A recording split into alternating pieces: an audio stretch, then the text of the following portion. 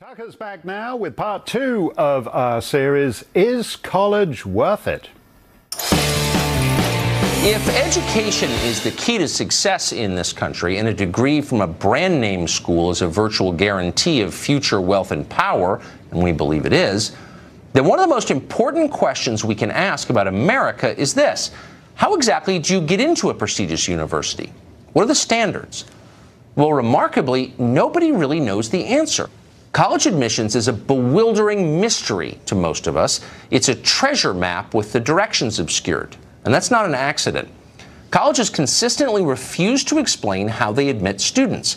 Usually it takes legal action to find out. Secrecy is the key to their power, and they guard it jealously.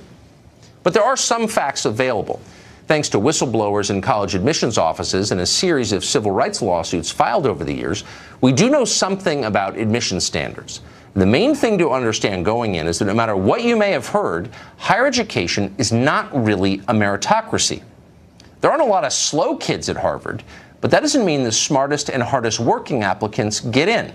Often they don't get in. Other factors come into play. The first and probably least publicized of these is legacy admissions. You're more likely to get into a prestigious school if your parents went there. Much more likely, it turns out. A 2011 study of 30 elite universities found that the children of undergraduate alumni were, on average, 45% more likely to get in. An earlier study found the legacy advantage was equivalent to an additional 160 points on the SAT. That's a major leg up. Colleges understand that admitting the kids of alumni help with fundraising. They don't like to talk about that, but it's true. The other factor that colleges don't like to talk about is affirmative action. The Supreme Court banned the use of racial quotas in admissions some years ago, but in real life, that decision meant nothing. Skin color remains a central consideration at every level of the process. The average admissions office is every bit as race conscious as any institution in the Jim Crow South, and far less transparent about it. The numbers tell the story. Every study, there have been a few of them, has shown a huge discrepancy between the achievement that colleges require of applicants of different racial groups. This is true at the undergraduate level and at the graduate level. The new analysis of recent data from the Association of American Medical Colleges, for example, found that African American students with low scores in the med school admissions test and average grades had a 56% chance of getting into med school. At the other end, Asian students with the exact same scores and grades had a 6% chance of getting in. So facts like these have spurred lawsuits from groups and individuals alleging discrimination, and in every case, the data they've unearthed prove there's been discrimination. Defenders of the current system, though, say that nobody is being discriminated against and that race has nothing to do with these numbers. Of course, no one actually believes that. Consider this example. At Caltech, which has a rare race-neutral admissions policy, the student body was 43% Asian in 2013. At Harvard, which erects quotas against Asians, as it once did against Jews, that number was 18%, roughly where it has been for years, even as the number of Asian applicants has risen. When skin color becomes a criterion for admission, some people lose. But who exactly wins? No one ever asked that. Now, we know who's supposed to benefit. Affirmative action was designed to level the playing field for Americans whose ancestors had been discriminated against. Primarily, this meant black applicants. Yet 50 years after affirmative action began, the percentage of African Americans at many elite colleges appears to be dropping, even as schools boast about being diverse. How is that happening? Simple. Foreigners are taking their place. Under the rules of race-conscious admissions, the son of a Nigerian tycoon meets the same standards and checks the same box as the son of a single mother from the south side of Chicago. Both are black, so for the purposes of diversity goals, they're exactly the same. But in fact, they're not the same at all. One is poor, American, and descended from people brought to this country by force. You'd probably want to help that kid. The other is a rich foreigner, well-connected, and far more likely to have attended a selective private school. He doesn't need your help. Yet who has a better chance of leveraging diversity standards to get into Harvard? You know the answer. The rich kid does. He gets an advantage he hasn't earned and doesn't deserve, and that's a win for him. Harvard wins, too. It gets to brag about being inclusive. Meanwhile, the kid on the south side of Chicago doesn't go to college at all. This is happening at schools all over this country, and the trend is accelerating as immigration accelerates. A 2007 study found that among black students at the top 28 American universities, the percentage of immigrants was about double the representation in the broader population.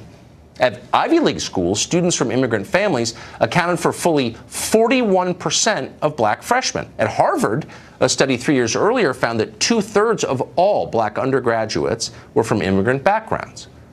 This is the opposite of what affirmative action was designed to do.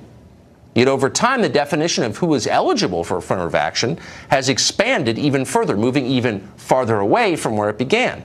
In many places, illegal aliens now qualify for lower admission standards.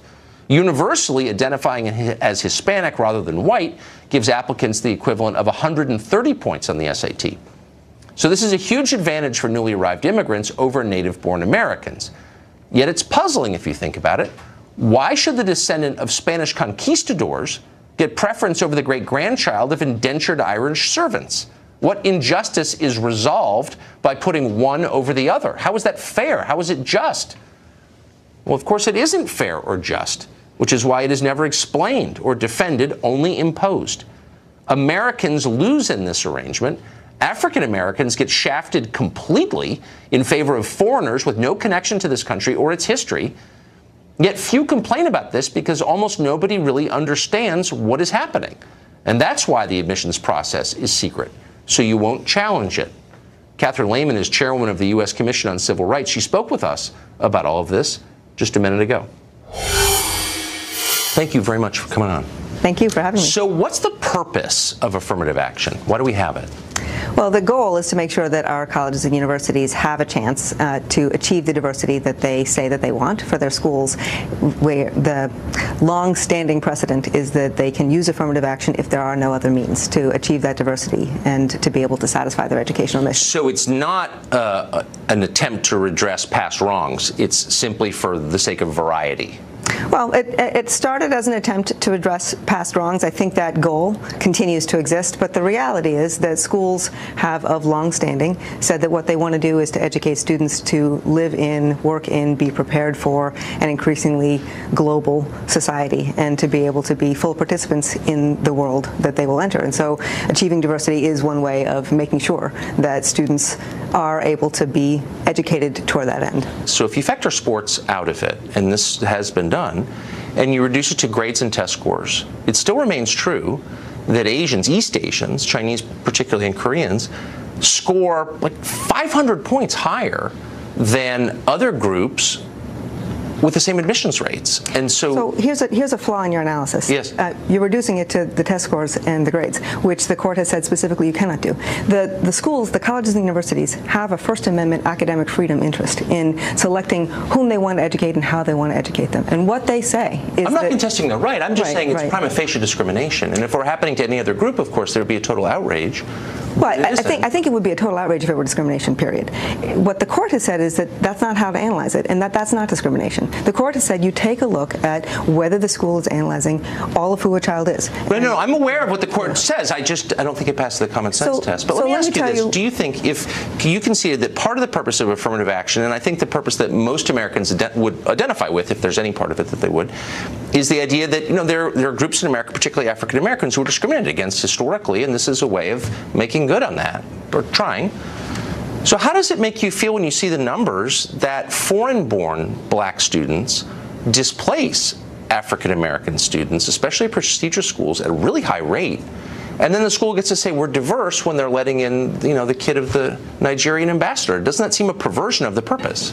Well, I think it might be a perversion of the purpose. I haven't seen those numbers, and that's not my experience from investigating the schools. And in fact, what we're seeing now, in particular in this administration with its hostility to having people come to this country from other countries, we're seeing a drop-off in international students at our schools in a way that is affecting the bottom line of our let's say let's say, I'll get the exact numbers in a second, but let's say, I don't know, 19% of all black people in the United States were foreign-born, but the percentage of black students at prestigious schools who were foreign-born was like 45%. That would suggest that they're disproportionately getting the slots that most of us think are going to African Americans. You don't think that's a problem? Well, I again need to resist your reduction of the applicant to a particular characteristic rather than looking at the whole person. Well, the schools, of course, reduce them to that. I mean, they're totally race conscious in the way that they do admissions. You know, let me tell you that is just not true. That the schools are pretty opaque in the way that they do their admissions, and that's a problem for the American public. But I've overseen investigations in colleges and universities on exactly this topic, and what I've seen time and time and time again is that the schools actually do a very good job of taking a look at what the students say about themselves, what their recommenders say. Okay, then my last question, we're almost out of time, is why can't we judge that for ourselves? Since this is the gateway to wealth and power in this country, a degree from a prestigious school, and the government subsidies are overwhelming, and the tax breaks are overwhelming, why don't I have a right to know what the criteria are that they're using? You know, Tucker, I'm a huge believer in transparency. I think it would be better for the American public to have more information about that. When I was at the Office for Civil Rights, we entered into a resolution agreement with Princeton on this topic, and we evaluated exactly this question, and we made our analysis very public to be able to share what people's questions were and what our analysis was. Well, good. Well, I'm totally with you on that. I think knowing more is better. Catherine, thanks for joining us. I appreciate it. Thanks very much for having me. That's part 2 of Is College Worth It? Here's a college that isn't worth it. A professor in California says she's happy Barbara Bush is dead, and she's bragging she can't be fired for saying it. Also, goat yoga is taking over America, but could it be a threat to our national well-being? We'll ruminate on ruminants when we return.